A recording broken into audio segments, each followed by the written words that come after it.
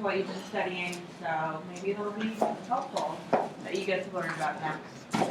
I totally forgot that I had planned to teach about translation because for some reason in my mind we're going right to DNA repair. And I was like, that's a horrible idea. Well, so good.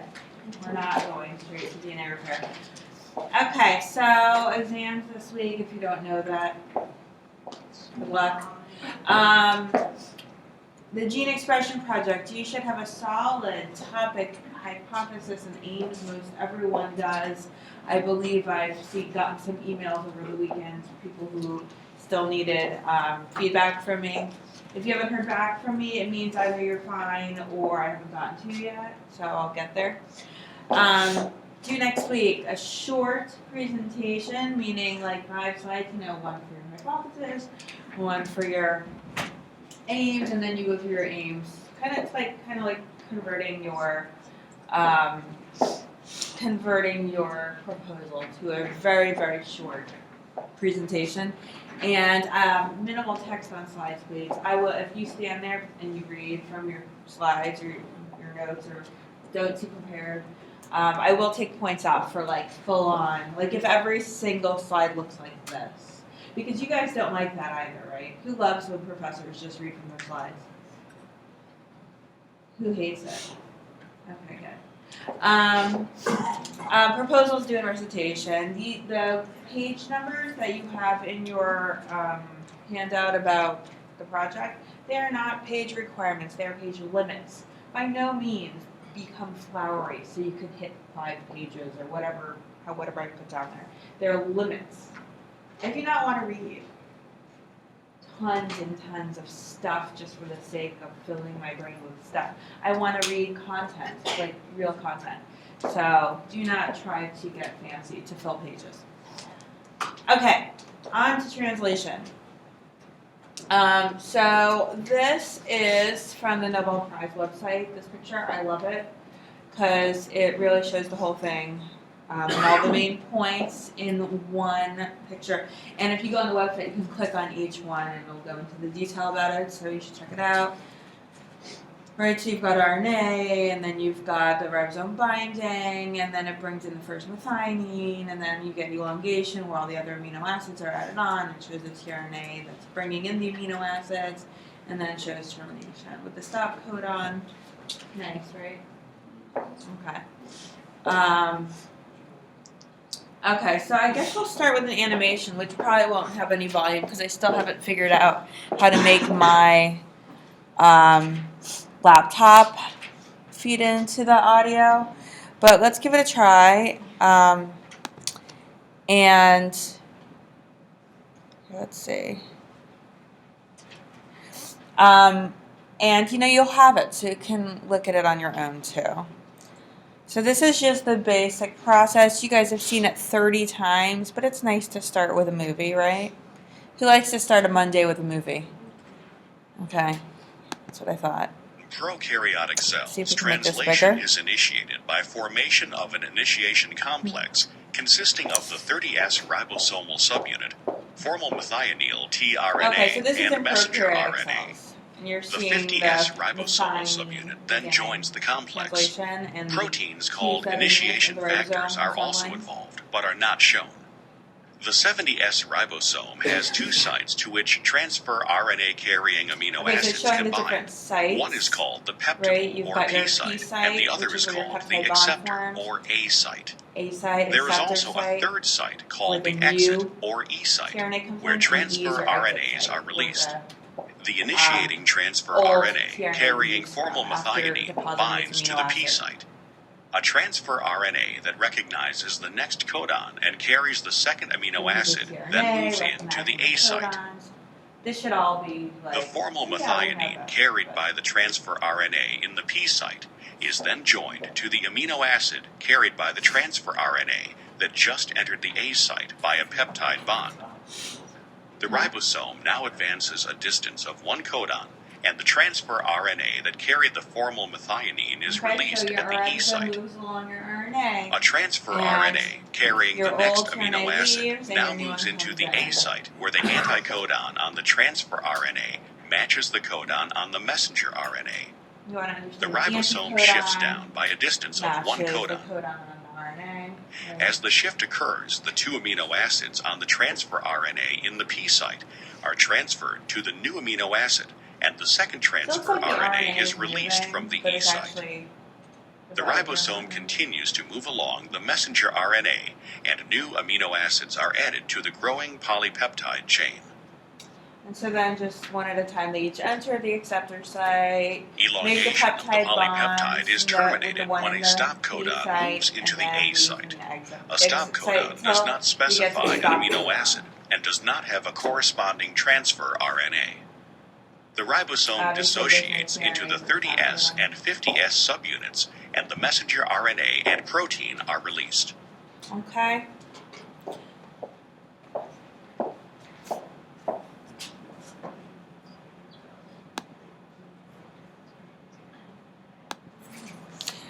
I'm trying not to, someone was telling me that I was too clicky with my shoes sometimes when I listen to the audio, so I'm going to try to tiptoe around today. Okay, so this is where we're ending, right? So we had transcription, and then there were all these modifications and proteins and stuff that assembled on the RNA. You have the 5' cap, you have the poly A tail, it's been spliced, so you've got those SR proteins bound. And so an appropriately processed RNA is going to bind to a nuclear export receptor, and that's going to help to bring it out of the nucleus. Okay? And certain proteins are going to be left in the nucleus. Some proteins are going to go out. And then the nuclear export receptor, once out of the nucleus, is going to shuttle back into the nucleus because, it's a nuclear export receptor, so it's going to need to bind more RNAs and bring them out. So it's recycled.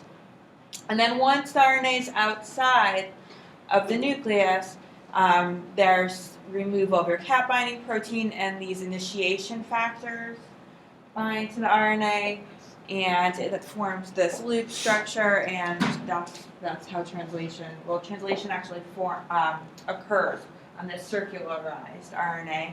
And again, just like we talked about with transcription, where we've got multiple RNA polymerases on one DNA making many RNAs, same thing happens with translation, where you have multiple ribosomes on one RNA making multiple proteins, and that's polysome. Okay? So we'll go through some basics, and then we'll get more detailed.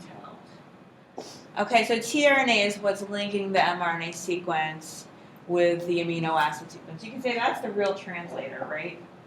Because that's what reads the other language and makes the new language, right?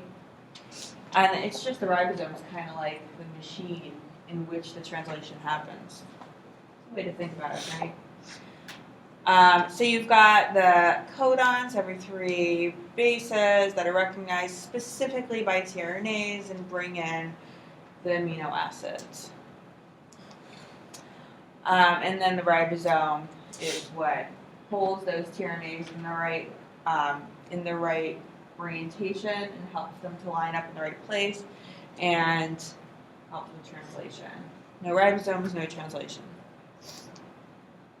So here's your genetic code. You guys know this. Remember, so I think a lot of people have not noted or have not appreciated that there's a single letter code. And so here this shows it nicely. You've got your alanine, but that's also the single letter code's A, and then there's the 4 codons, right? You can have multiple codons that code for an amino acid, so that allows for variation in nucleotide sequence to have little effect on protein sequence. So sometimes you'll have a mutation in your DNA, or which then is in your RNA, but it might not have any effect on protein because of that wobble concept of that last base of your codon. So this is the degeneracy that you see in the genetic code. So you guys have already learned this probably in 201 and 309. So we like to start things out simple, right? Translation can occur in 1 of 3 reading frames, depending on where translation begins, right? So what I mean by reading frame, that means you can have the first three start CUC, or it could start on the second, which would be UCA, or it could start on the third, which would be CAG, right? So different frames depending on where the translation starts, you can have different sequences. So that's really important to think about when you're looking at what RNA codes for what protein, because you have to know what frame you're looking at. Okay?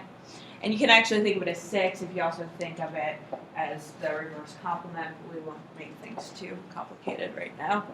Does everyone understand the concept of different reading frames? Okay.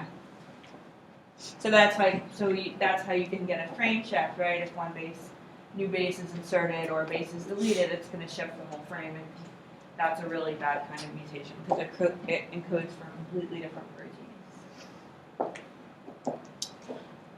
So here's your tRNA. This is the anatomy of your tRNA. It's the adapter molecule that reads the mRNA at one end and brings in the right amino acid at the other end. Right, so you've got your anticodon, and that reads mRNA, and then you've got your phenylalanine here, your amino acid attached here. What else? I think that's it for right now. It makes this nice clover leaf shape. Base pairing occurs between the anticodon, so that was the bottom part, and the codon and the mRNA. And the most stringent is the first two nucleotides. The third is the wobble base. So you can have many different bases, and that last one it will still code for the same amino acid. What else? Sometimes you might have inosine in there, and that could result from deamination of guanine, and it can base pair loosely with multiple bases, so there's some flexibility there in what might be brought in. Okay, so one thing that's pretty cool, have you ever thought about why or how does the tRNA know to come in and bind so that these 3 bases are the anticodon? What if it's AAY or CUG? How does it know? What if it comes in at a slight angle? That can mess everything up, right? It's really important that the tRNA comes in and the anticodon is in the right orientation and it binds correctly with the right codon in the RNA. So actually, you'll have a modified base that will occur after the anticodon, which will help with this Y right here. That'll help with alignment. Okay, and makes sense, right? So the other thing is there are some post-transcriptional modifications in the D loop and the T loop, which help with appropriate folding and structure of the tRNA, and also with interactions of the translation system.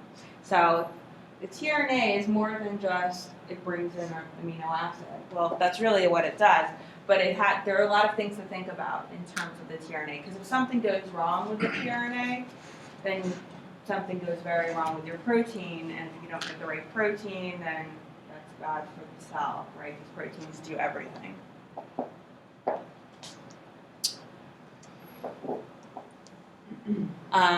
So here's this L shape. So this is in one direction, but if you're looking straight on, but if you're looking to the side, it has this L shape, and this basically allows it to interact with the tRNA synthetase properly, and this is very important for adding on the correct amino acid to the tRNA, and then also it's important for interaction with the ribosome. So again, you're seeing an RNA that has a secondary structure that's important for its function, right? When have we seen that before? Has anyone ever seen an RNA with secondary structure that's important for its function? No? Yes. One of them is on the exam. right? Oh my God, what you talking about? Who's doing that right now? Anyone? No. Oh God, you guys are like dead people today. I want you guys to start dressing up like zombies when you come to class, if you're going to act like zombies, okay? I want full-on black eyes, okay? And like crazy ripped leggings, you know, blood, not real blood, fake. Okay, so remember, yeah? Question. When you're talking about, like the question I was trying to think of, but are you talking about how it's like confirmation affects alphanumerics, or? The conformation of the RNA determines its function, right? So it's this base pairing that forms a secondary structure, right? So you can go back and look there. That's the base pairing that forms a secondary structure, and that's what determines its function. So this is one example of a type of RNA that folds into a secondary structure that has some kind of function. It's not being translated. It's asking to add in RNAs, right? We also have seen we've seen hairpins that are involved in Transcription involved with transcription, involved in what with transcription? Termination, right? So we've seen hairpins. Okay, hairpins involved with termination of transcription. We've seen hairpins involved with regulation of transcription, elongation, right? Termination. We what else? Splicing factors. Splicing. Remember, we've got these splicing factors. They also are made of protein bound to RNA in certain conformations that then is going to base pair with the mRNA, right? It would be a really great final exam question about RNA. Right? Okay, so yes. Okay, so tRNA. Very important because it is how amino acids are added, right? So if the wrong amino acid is attached to a tRNA, then what's the outcome? The wrong protein. Thank you, awake person in the front row. Right. So you'll still have the codon. The codon will be recognized, but the wrong amino acid will be added. That's really bad. So there's a huge level of, I guess, not so much regulation, but proofreading involved with charging of the tRNA, right? So, so first of all, how is the amino acid added to the tRNA? There's an enzyme that does that, tRNA synthetase, and there's a tRNA synthetase for each amino acid. Okay, so that's how it's done, and you're going to see that shortly.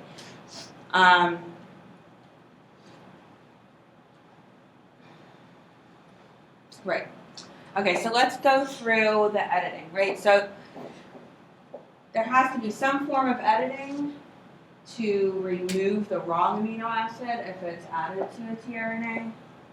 So you can have editing before the amino acids even added to tRNA. So here's your tRNA, here's your tRNA synthetase, and it has an editing site and it has an amino acylation site where the amino acid is added to the tRNA. And if the amino acid doesn't fit right in the amino acylation site, it'll be excluded. So there's the size exclusion way of proofreading. There's also editing that can happen before the transfer. So you can have, let's say it does fit in this amino acylation site for some reason, but if it also fits in the editing site, it'll be removed and it won't be added. And then you could also have editing after it's added to the tRNA. So let's say it fits fine there and then amino acylation happens, so it's added to the tRNA, but then it'll shift into this editing site. If it fits, then it's wrong, right? So it's actually counterintuitive. So if it doesn't fit, then it's right. So here's the square shape. It fit in the square shape because it was small, but it also fit into the editing site, so it kicks it out. So it's removed. So If it's correct, it will fit in the amino isolation site, it'll be added to the tRNA, and it won't fit in the editing site, so it won't be removed. And then you have an appropriately charged tRNA. So this is how it looks when you're looking at it big. So tRNA is going to bind specifically to its correct tRNA synthetase, and the amino acid is going to come in, and if it's incorrect, then it's added by mistake, it'll shift into the editing site and it will fit perfectly there, so it will know that it's wrong and it will be removed.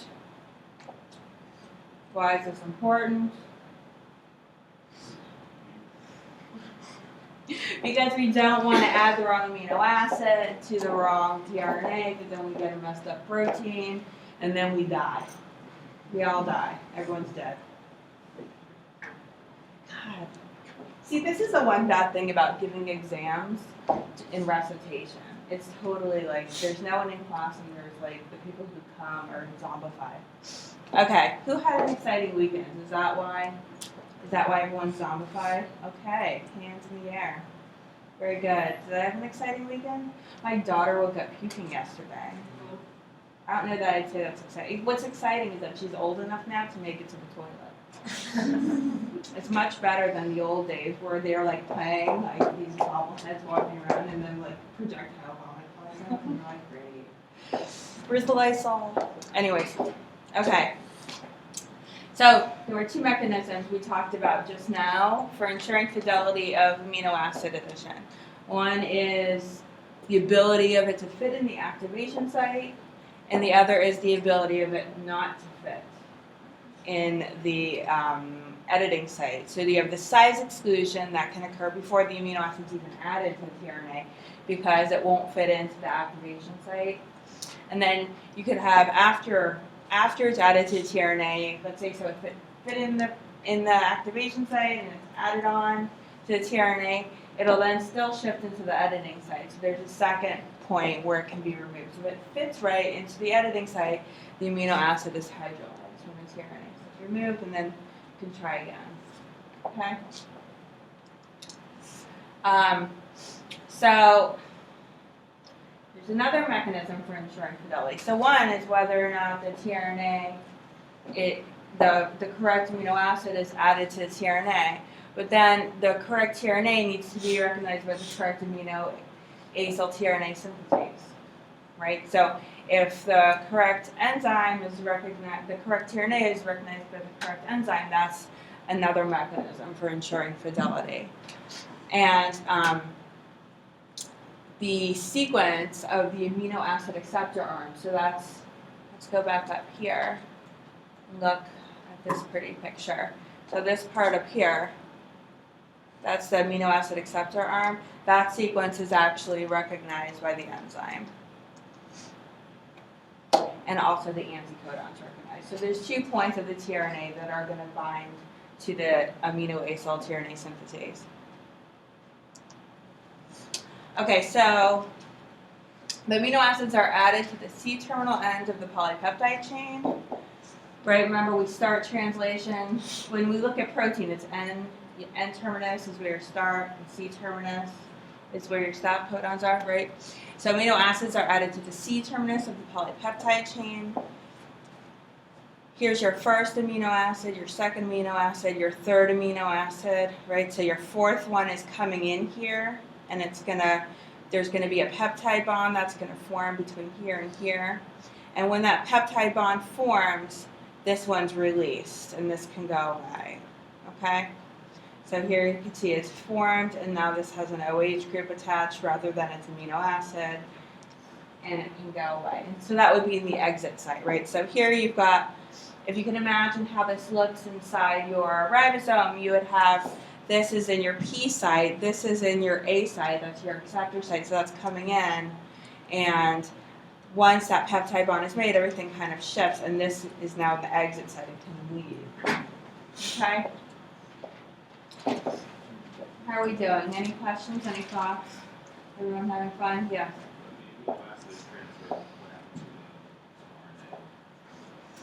What happened to the tRNA?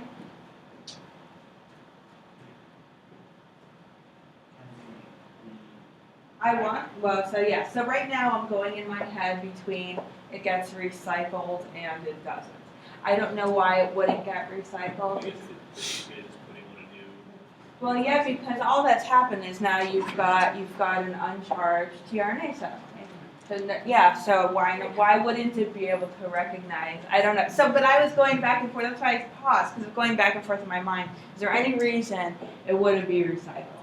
Right. So it seems like it would be a very logical thing for the cell to do is recycle its tRNAs. Right. And so what I was thinking about also is like, well, is this RNA stable? Right.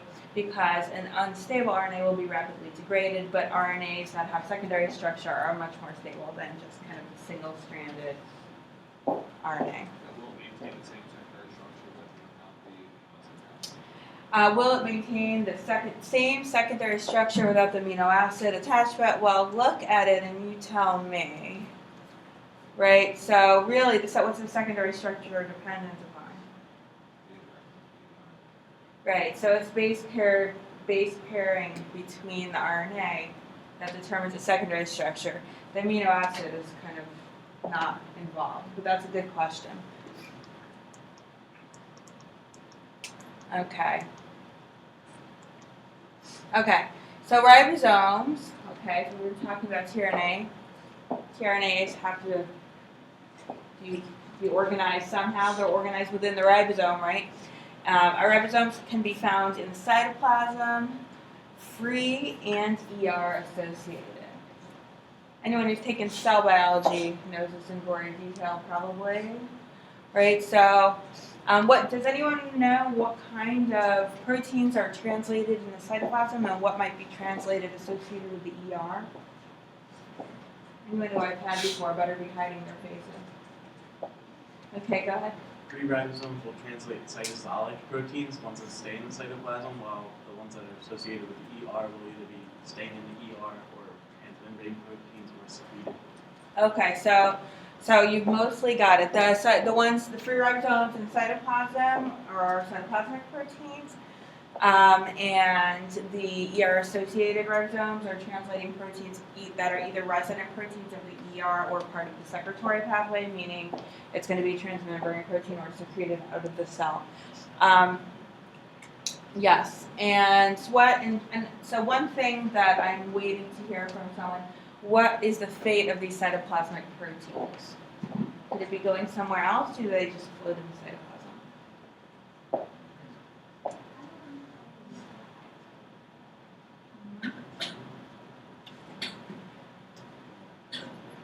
Right? What other organelles are in the cell?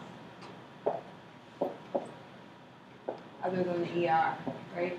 So proteins that need to function in mitochondria, proteins that need to function in the nucleus, proteins that need to function in peroxisomes, proteins that need to function anywhere but ER, Golgi, transmembrane, or out of the cell, will be translated on cytoplasmic ribosomes, and then they have a signal sequence, and they're sent. They're imported in some way into those organelles. So it's important to think about proteins. They have functions, right? They have functions in certain places, so they need to be translated in such a way that they'll get to where they need to go to do their job, right? Oh, it's horrible this morning. I should just cancel class. We can all go sit at Starbucks, get popped up on caffeine. Okay. Prokaryotic and eukaryotic ribosomes, different components but similar structure and function, right? I'm not going to ask you to memorize how many proteins and how many RNAs. Just understand there are different subunits. They are protein RNA complexes, and they are involved in translation. Right, so there are small and large subunits.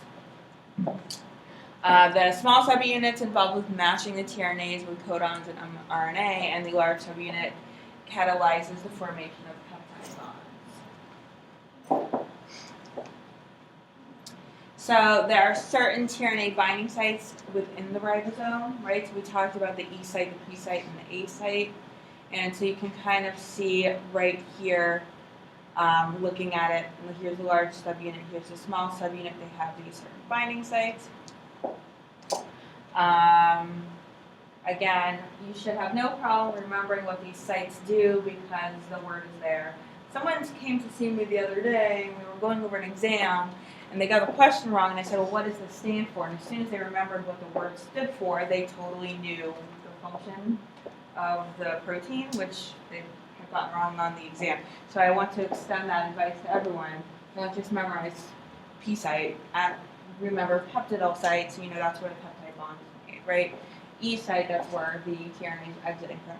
A site, amino A cell or acceptor site, either way, that's the first place that the tRNA moves into. Okay, so this is what the mRNA looks like binding in the ribosome. So you've got your small and your large subunits, and you've got your mRNA in the middle there. Okay, so let's do the major steps of translation. It's a 4-step cycle that just keeps repeating until you hit a stop codon. So you've got your, well, first you have your methionine, but they skip that part. So you're going to have your P site and your E site is where your tRNA is leaving. That is from number 2 here. And then you've got your P site, which is where the one that has a peptide chain is, and then your new tRNA is coming in, right? So then once you're in the A site, you're gonna have, once you're in the A site, you're gonna have the formation of the peptide bond between 3 and 4, and then this one's free to leave, so it moves into the E site, right?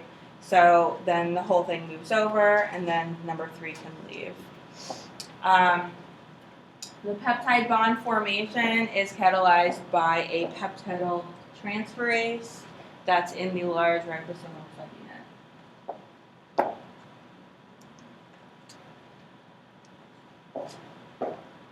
So, you know what? No, we're good. Okay. So, not only do you need your ribosome and your tRNAs. Does anyone have any questions before I move on? So now we're leaving the ribosome and the tRNAs and we're going into elongation factors. I feel like with the exam today, I want to stop here, but we're a little early, but I'd like to have everyone have a chance to eat something so people aren't starving while they're taking the exam. It's a personal thing, because I'm hungry. Does anyone have any problems with that? Okay. So let's start here on Wednesday,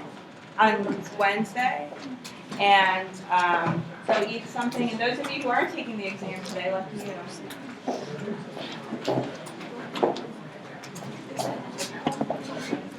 know.